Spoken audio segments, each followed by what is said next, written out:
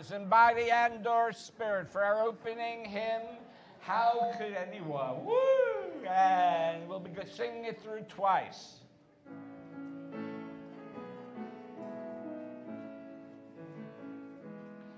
How could anyone ever tell you you were anything less than beautiful? How could anyone ever tell you you were less than all?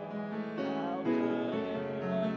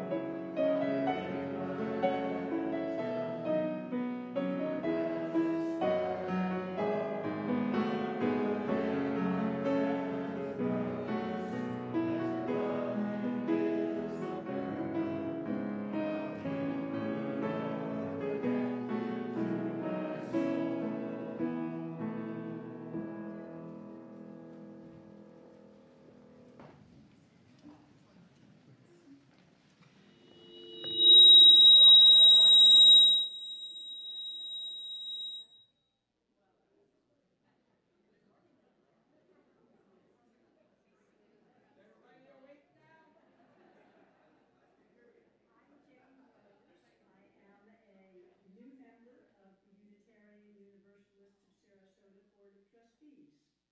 I also serve as co-chair of the UU Forum, and I hope everybody knows that Forum meets every Sunday morning in the Reed Room, right out off the courtyard at 9:15.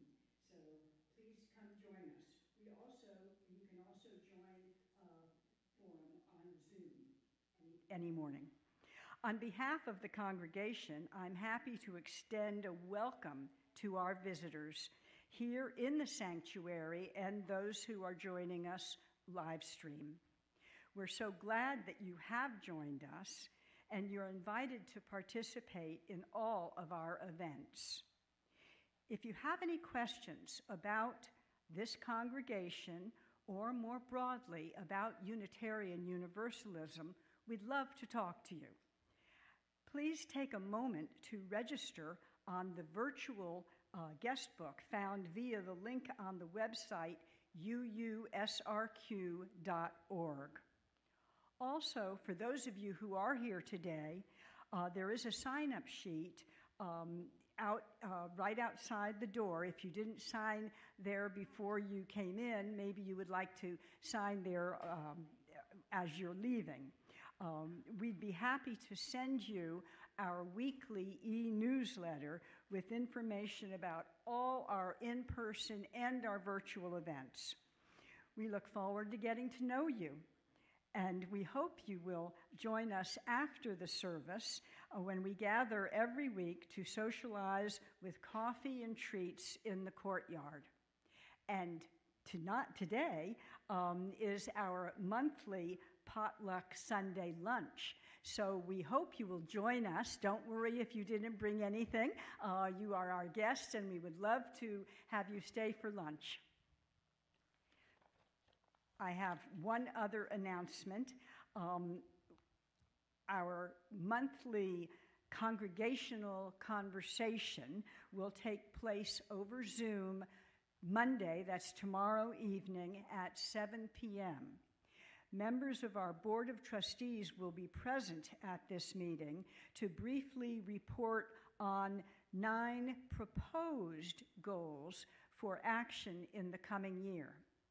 An email will be sent with the Zoom link and a reminder, and that will be sent out this evening to everyone who is on the membership list. Please join us and let us know what you think of those 9, which should be our top priorities. Thank you, and we hope to see you there, Monday, tomorrow night, virtually. Thank you very much.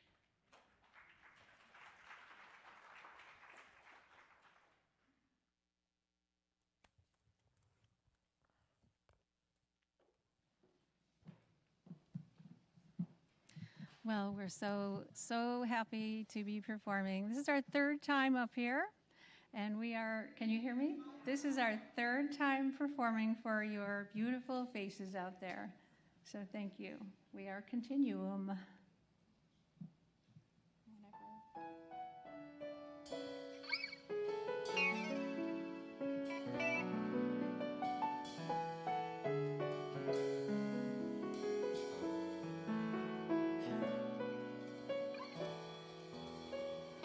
I believe the children are our future. Teach them well and let them lead the way. Show them all the beauty they possess inside. And give them a sense of pride to make it easier. Let the children's laughter remind us how we used to be. Everybody searching for a hero. People need someone to look up to. I never found anyone who fulfilled my needs. A lonely place to be. So I learned to depend on me. I decided long ago never to walk in anyone's shadow. If I fail, if I succeed, at least I live as I believe.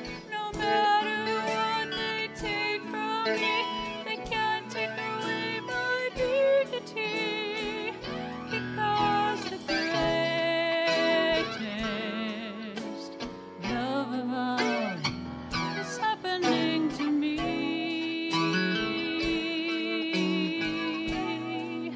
I found the greatest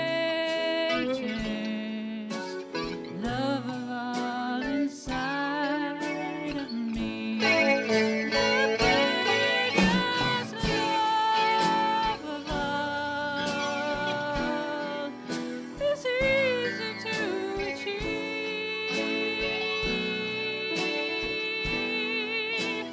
Learning to love yourself is the greatest love of all.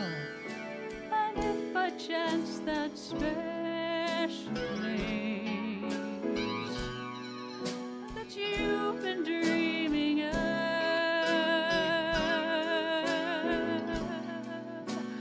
leads you to a lonely place, find your strength in love.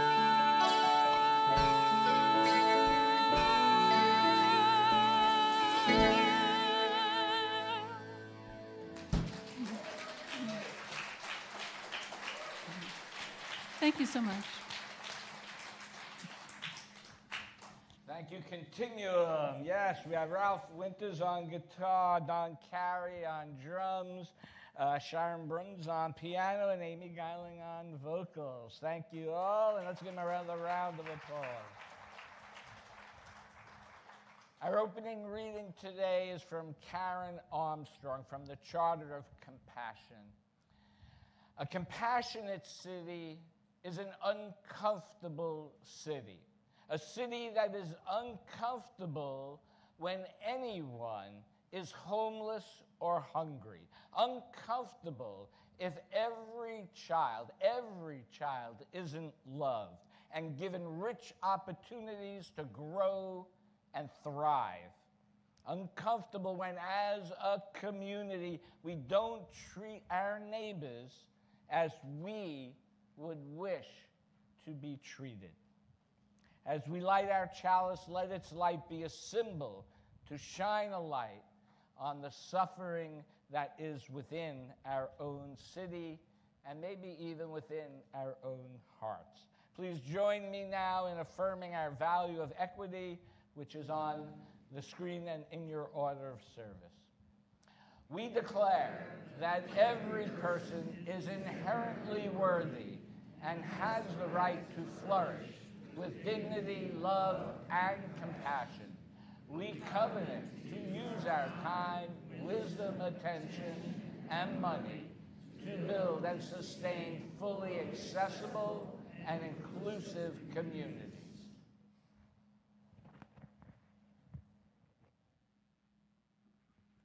Good morning.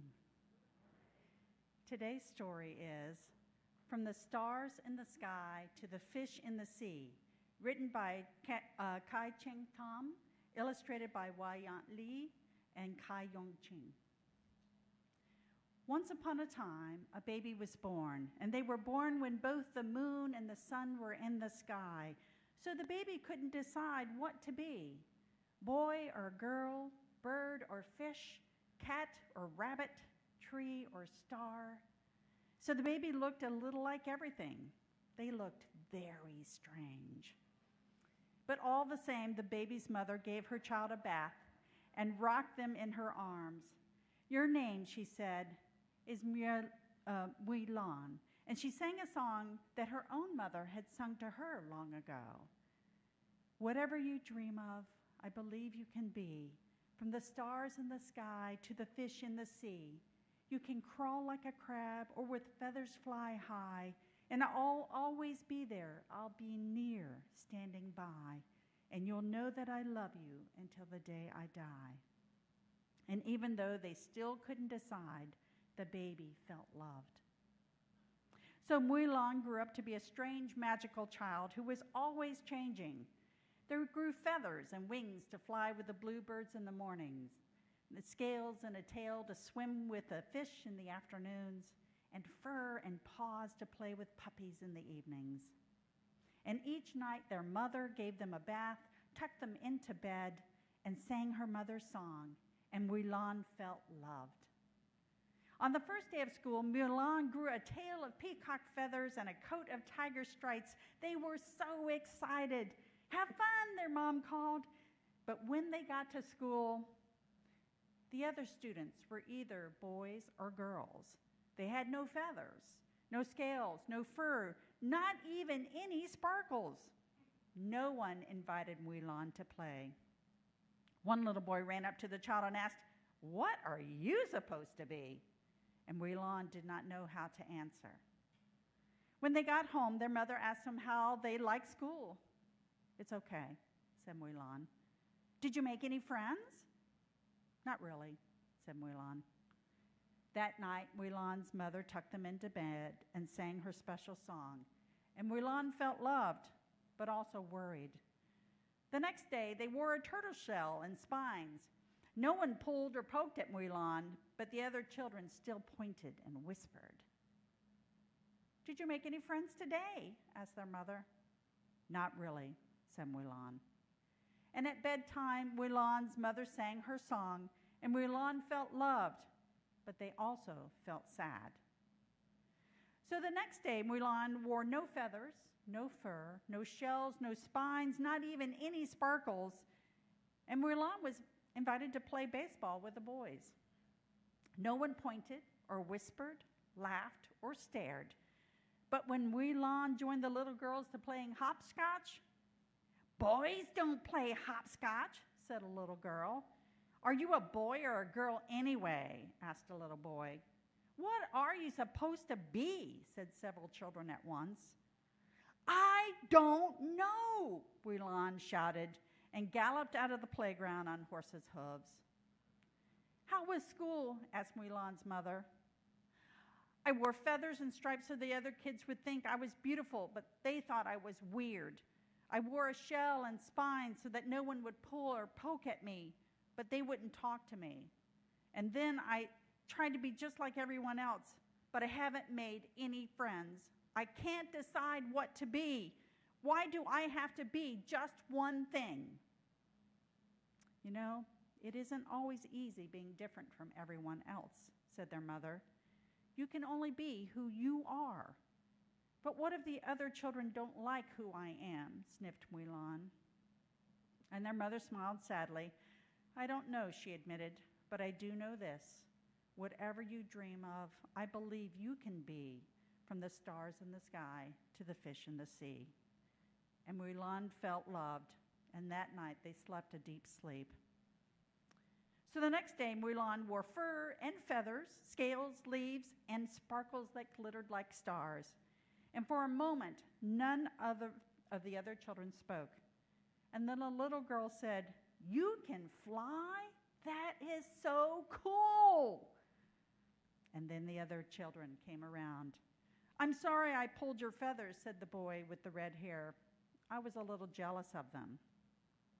Wolin asked, "Does anyone want to play with me?" So they showed the other children how to gallop like horses and climb like monkeys and swim like fish, and it was fun to be many different things. And the child of fur, feathers, leaves, and sparkles, who is neither boy nor girl, but many things and always changing, felt happy.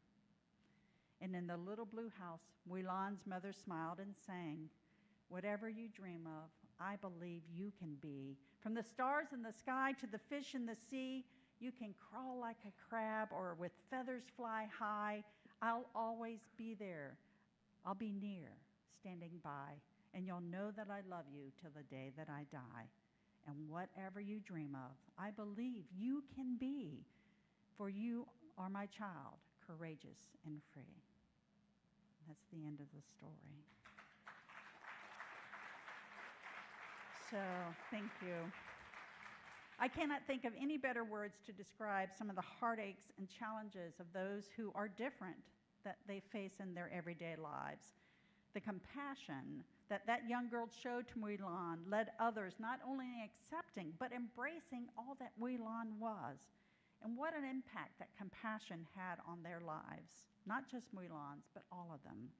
May we too remember that being kind and showing compassion and grace to others can make all the difference in our world as well.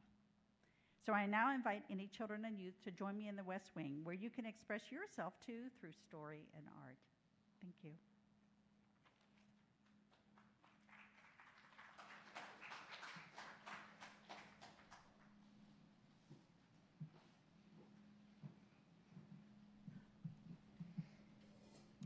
All right, so while Ralph's getting his guitar on, I can tell you that this next song is written by Billy Steinberg and Tom Kelly in 1986, and it was made popular by Cyndi Lauper.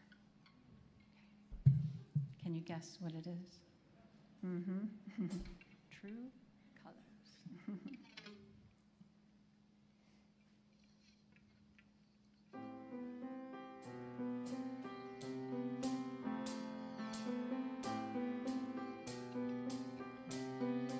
You with the sad eyes, don't be discouraged. Oh, I realize it's hard to take courage in a world full of people.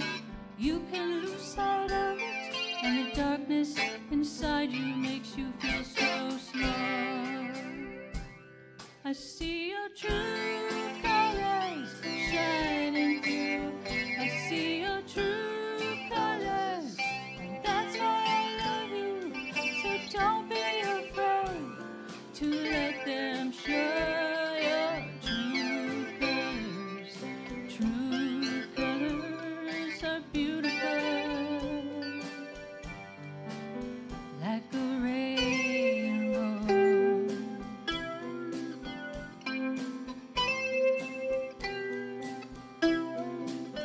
Show me a smile, dear. Don't be unhappy. I can't remember when I last saw you laughing. If this world makes you crazy and you've taken all you can bear, just call me up, because you know I'll be there. I see your true colors shining through. I see your true colors, and that's why I love you. So don't be afraid to let them show your true colors. True colors are beautiful, like a rainbow.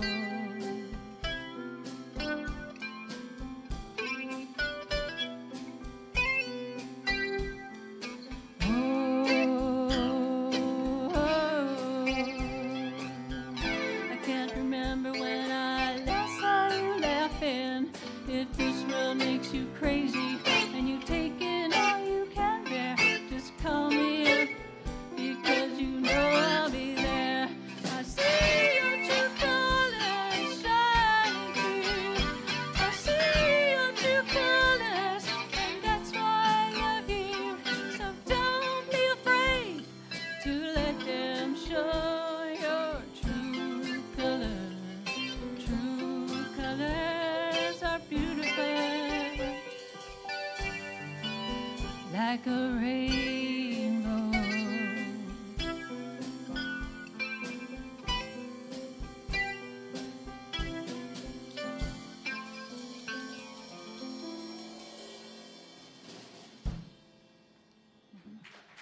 Thank you so much.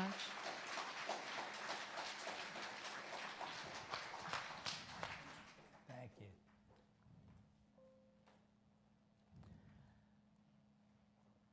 Our centering in words today are from Roshi, Joan, Halifax.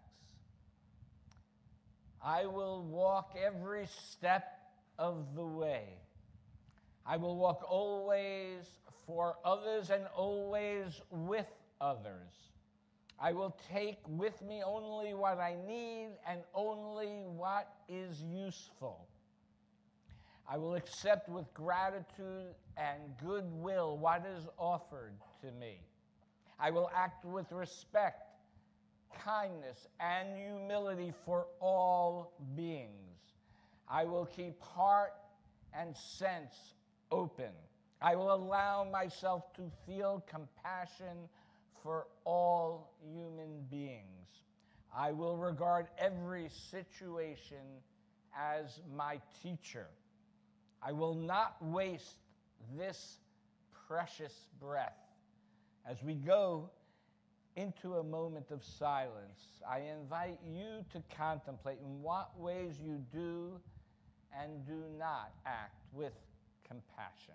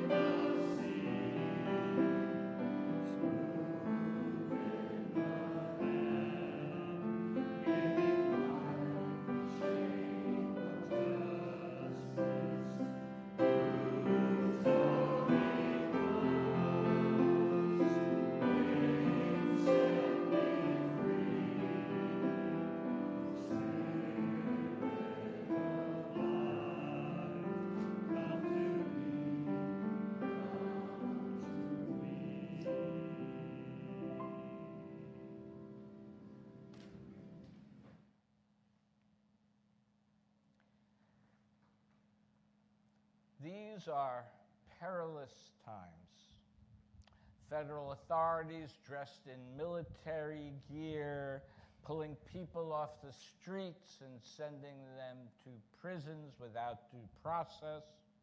Yesterday we saw on the news, or at least I did, not actually on the news, on one of my social media accounts, ICE agents attacking American citizens protesting their neighbors being taken.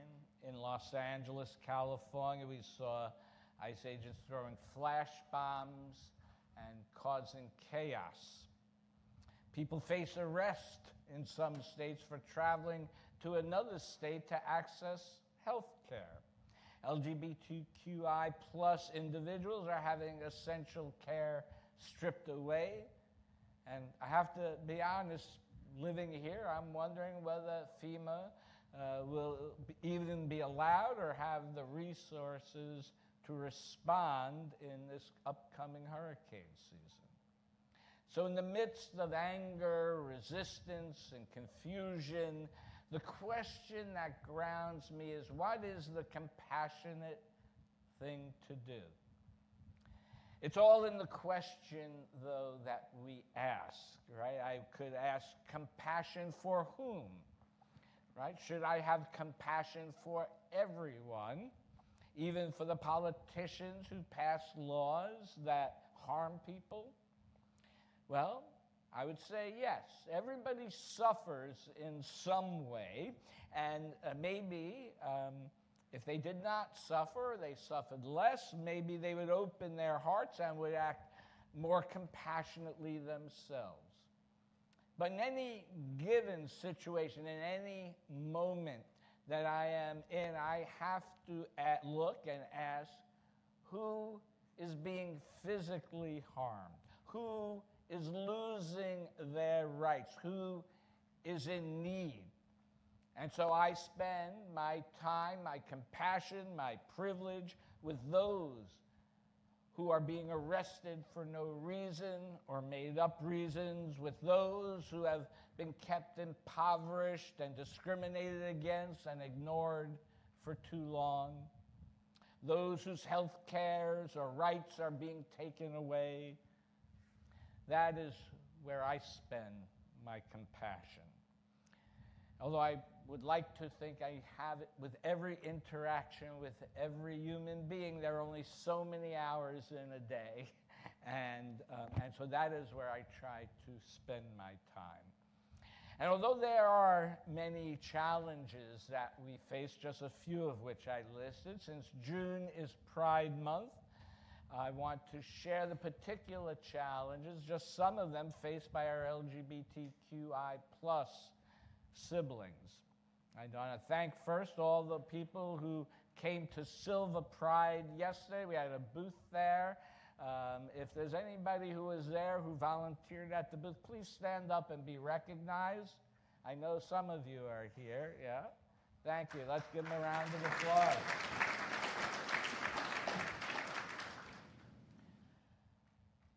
Over the past few years, Florida has passed a slew of discriminatory laws targeting the LGBTQI plus community, banning gender-affirming care for minors and restricting it for adults, prohibiting drag shows in any space where minors might be present, requiring driver's licenses to reflect gender assigned at birth, mandating bathroom use based on birth-assigned gender, censoring school libraries by removing books with LGBTQI plus characters and content.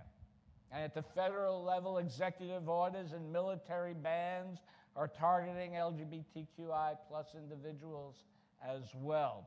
Even the name of Harvey Milk is being taken from a Navy ship despite his service and his legacy to this country.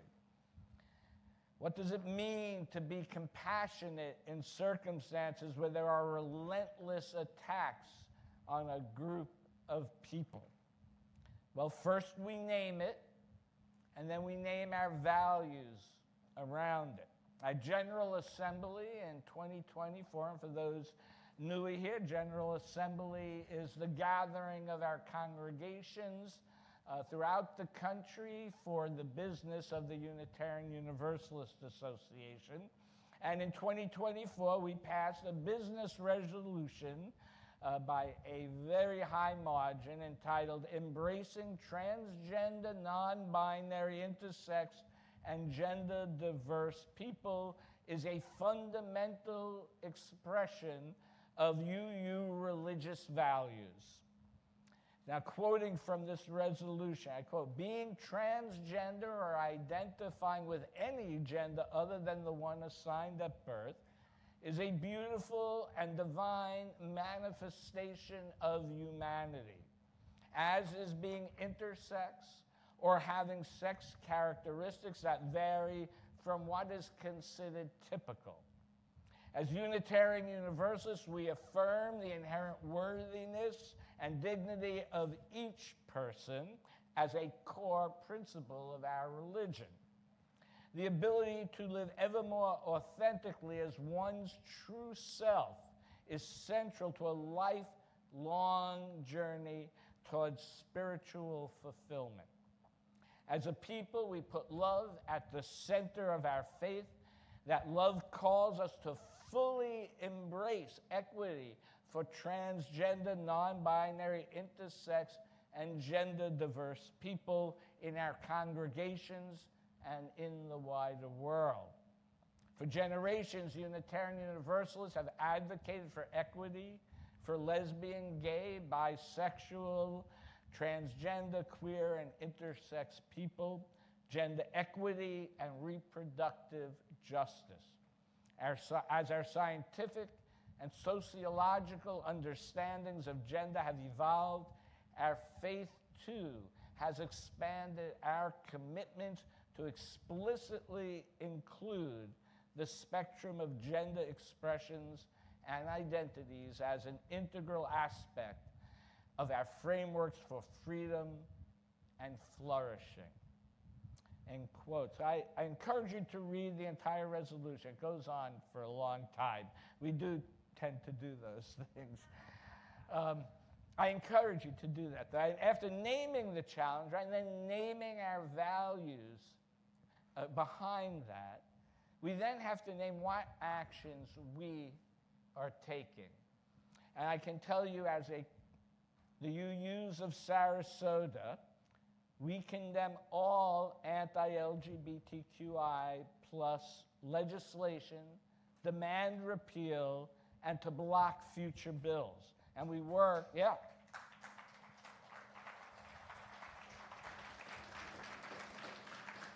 We partner with local LGBTQI plus and advocacy organizations such as Equality Florida, Also Youth, and Project Pride, which is what sponsored Senior Pride yesterday.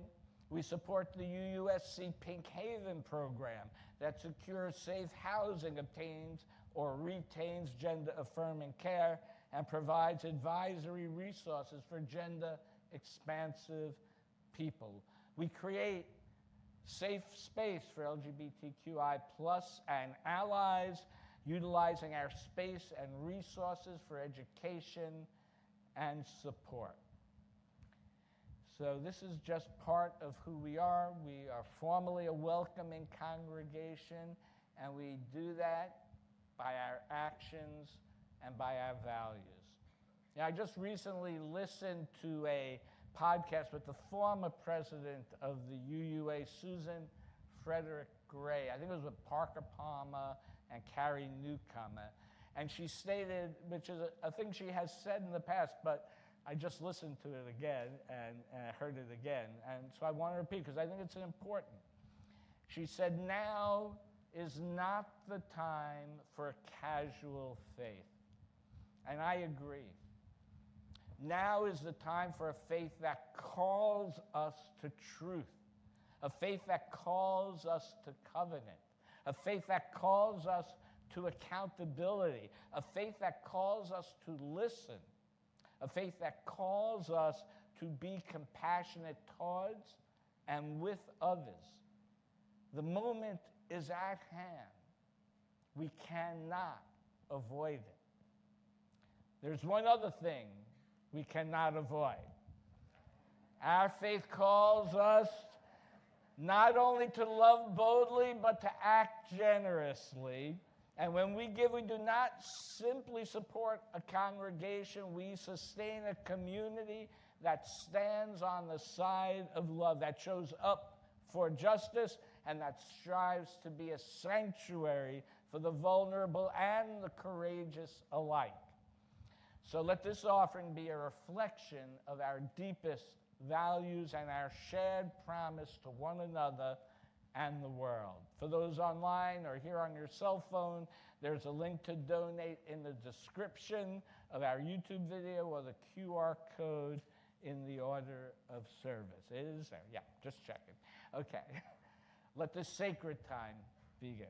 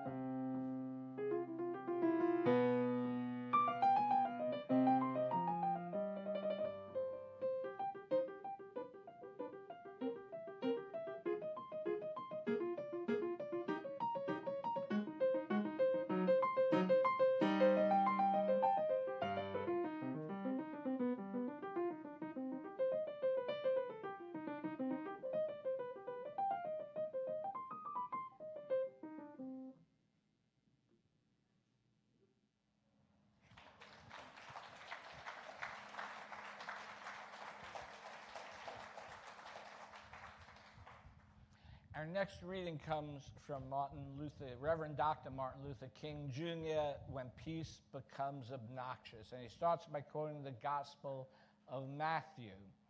Think not that I am one to come to bring peace. I come not to bring peace, but a sword. End quote. The King goes on to then say, certainly, he is not saying that he comes not to bring peace in the higher sense. What he is saying is, I come not to bring this peace of escapism, this peace that fails to confront the real issues of life, the peace that makes for stagnancy and complacency. And then he says, I come to bring a sword, not a physical sword.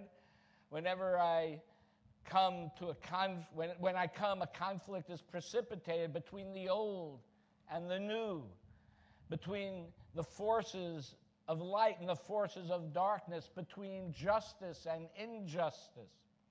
I come to declare war on evil.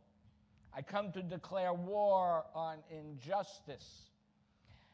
The text is saying, in substance, peace is not merely the absence of some negative force, war, tension, confusion, but it is the presence of some positive force, right? So justice, goodwill, the power of the kingdom of God. But peace is not merely an absence of this tension, but the presence of justice. Jesus says in substance, I will not be content until justice, goodwill, siblinghood, love, yes, the kingdom of God are established upon the earth. This is the real peace. Peace is the presence of the positive good.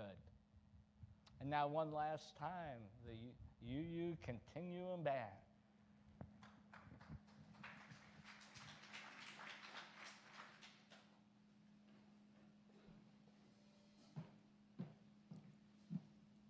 So we come to bring you our next song, which is Put a Little Love in Your Heart. This was written in 1969 by Jackie DeShannon.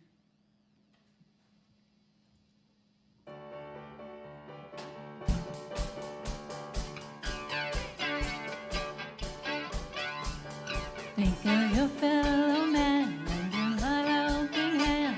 Put a little love in your heart. You see it's getting late. Oh, please don't hesitate. Put a little love in your heart. And the world will be a better place. And the world will be a better place for you and me and me. This way we wait and see. Another day goes by and still the children cry. Put a little love in your heart. We want the world to know. We won't let hatred grow. Put a little love in your heart. And the world will be a better place. And the world will be a better place for you and me. Just wait and see.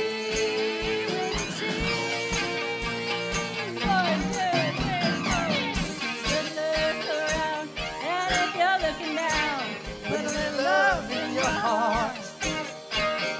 I hope when you decide kindness will be your guide. Put a little love in your heart. And the world will be a better place. And the world will be a better place for you and me. Just wait and see. Everybody, put a little love in your heart. And every day, put a little love in your heart. It's a better way. Put a little love in your heart. It's the you way. Put a little love in your heart each and every day. Put a little love in your heart each and every day. Put a little love in your heart each and every day. Put a little love in your heart.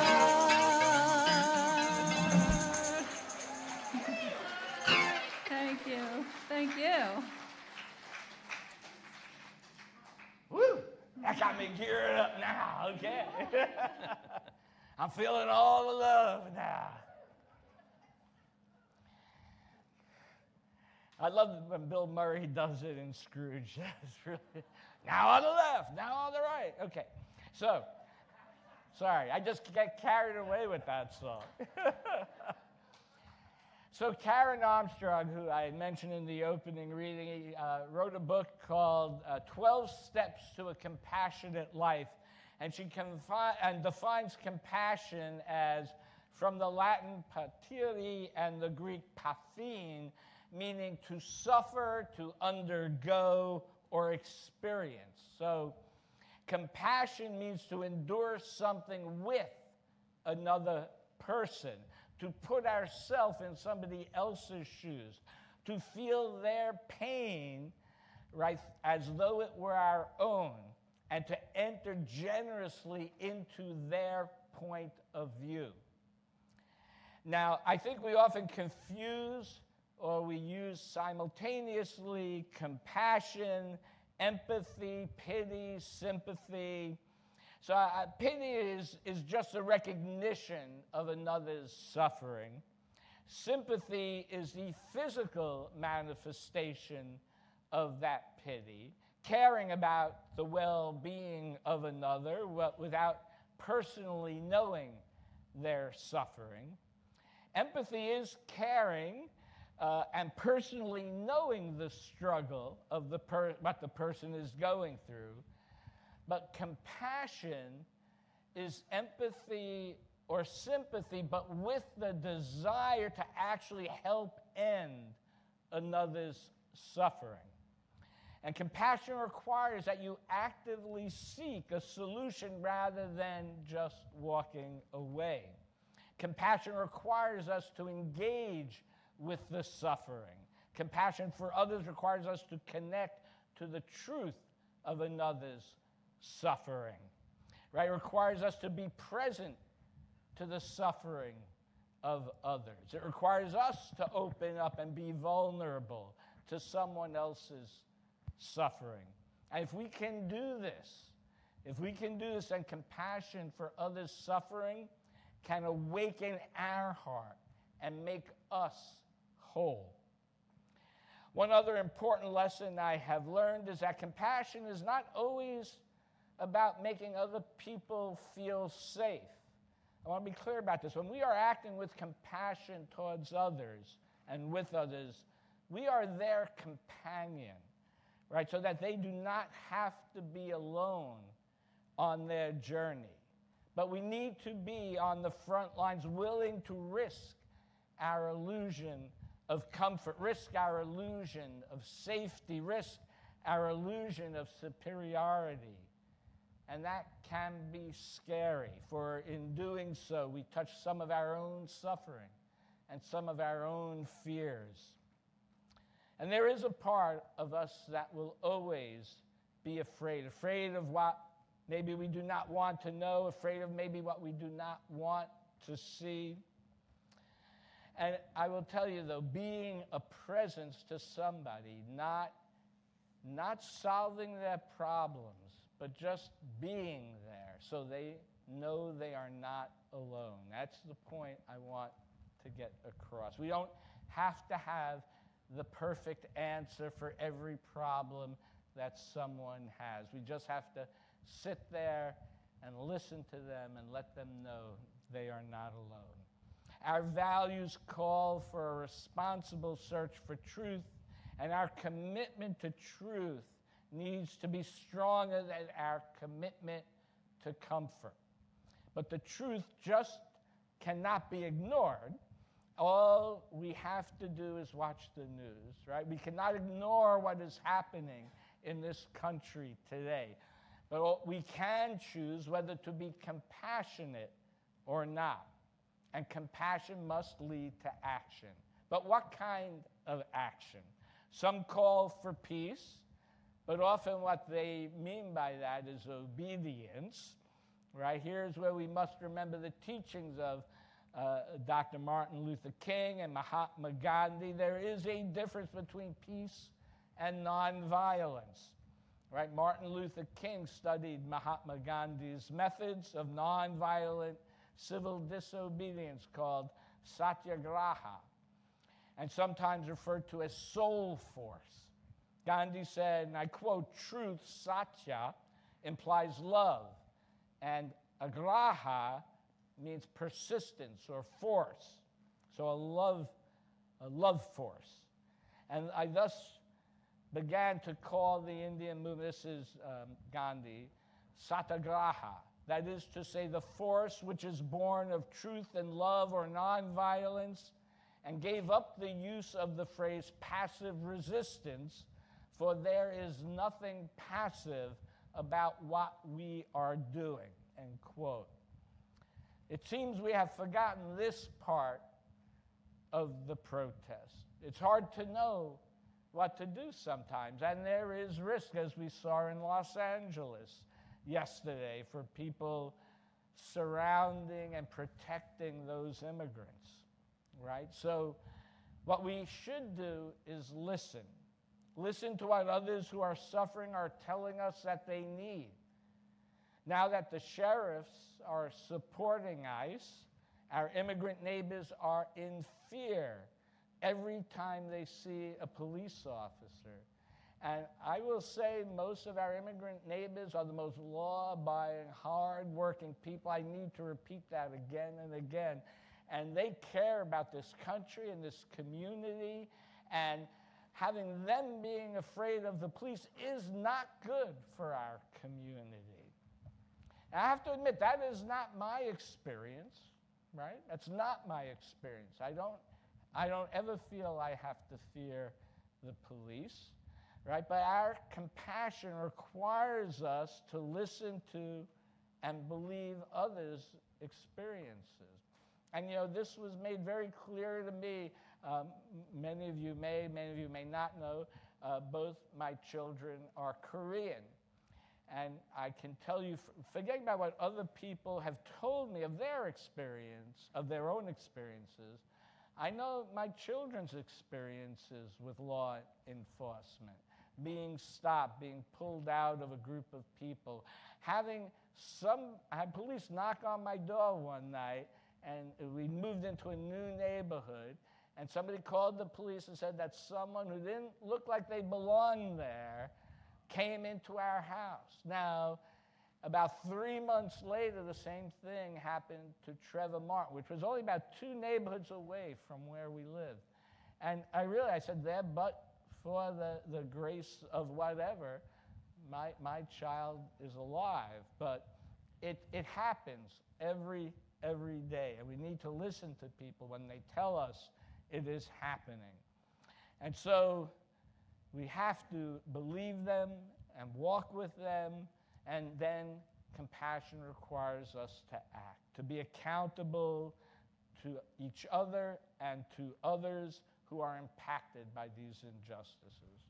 Now, this may require us to literally walk with them in the streets, or walk for them in the streets, or show up at council meetings or at school board meetings, or to vote for their interests, maybe instead of our one particular personal interest. To use our power and our privilege to help others. We have to be adaptable. And in the end, when the pressure comes, and it will come, right? When the fear arrives, and it will arrive. When the pushback pushes back, and it will, right? We must find and keep our center, our integrity, our truth, our soul force. And we must do what we know to be right. And that is all that we can do. Know thyself.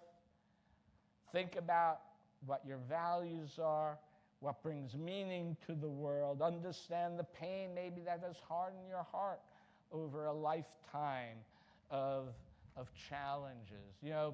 When I lived in New York City, right, there was somebody asking me for money on literally every street corner, and I would be out of money if I gave everybody something, especially earlier in my life. And so you learn to harden yourself, because you don't want to feel that way, that you can't help them. But then when I could help them, I did. So it's learning to know.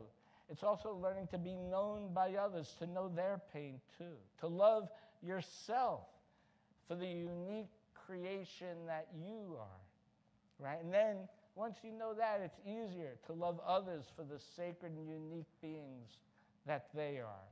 Recognize your interdependence with all that is. Give yourself the permission to respond from a place of love, not hate. Once I didn't have a lot of money, but somebody they were hungry, gave me a good story, just came to town. I took him out for lunch. I got to know him. And actually, he had a traumatic experience and a challenging time. And that meal was the first he'd had in 3 days. Get to know people, right? Respond. Respond from a place of love, not hate.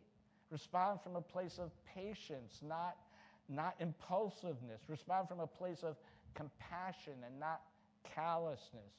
And respond with a sense of curiosity. I said that in the forum earlier today. We should, even if there are things we disagree about, don't understand, ask that person, what is it? What is it? Explain to me more. What brought you to that conclusion? Tell me. Help me understand why you believe this, or what happened to you. It's important. Recognize that all of our actions or inactions and words and deeds do impact others for the better or for the worse, depending on what we do or do not do. In the book and movie Cloud Atlas, the character Somni 451, I love this book, states, and I quote, I understand now that boundaries between noise and sound are conventions. All boundaries are conventions, waiting to be transcended. One may transcend any convention if only one can first conceive of doing so. Right? End quote. We are so often blinded by what is that we stop imagining what could be. Right? Where we are now is not good enough. We must believe that things can change, even if we do not yet know how. If we believe we are part of the interdependent web of existence, that if we really believe it, then we are accountable to each other and to others who are suffering. And if we really believe we're interdependent, that means we know we can impact everything else. And that is who we are as Unitarian Universalists. You know, there was a time in this country when conventional wisdom said it was acceptable to own another human being, and Unitarian Universalists worked to break that boundary. Right? There was a time in this country when conventional wisdom said women could not vote, but Unitarian Universalists worked to break that boundary. There was a time not too long ago in this country, in my lifetime, that conventional wisdom said that same-gender couples could not marry. And it's being challenged again. And Unitarian Universalists worked, and we will continue to work to keep that barrier broken. Right? We know we can impact the world with our values because we already have done so. So let us continue to educate ourselves and others. Let us continue to listen to our friends and neighbors, and let us break down those barriers of racism. Let us break down those barriers of homophobia and transphobia. Let us break down those barriers of anti-Semitism. Let us break down those barriers of hate. Let us break down any boundary so that we may find wholeness, so that all can find wholeness in this life, in this world. Let us walk every step of the way, on the way to freedom and peace. May it be so. Please rise, and by the and/or Spirit, for our closing hymn, Love Will Guide Us.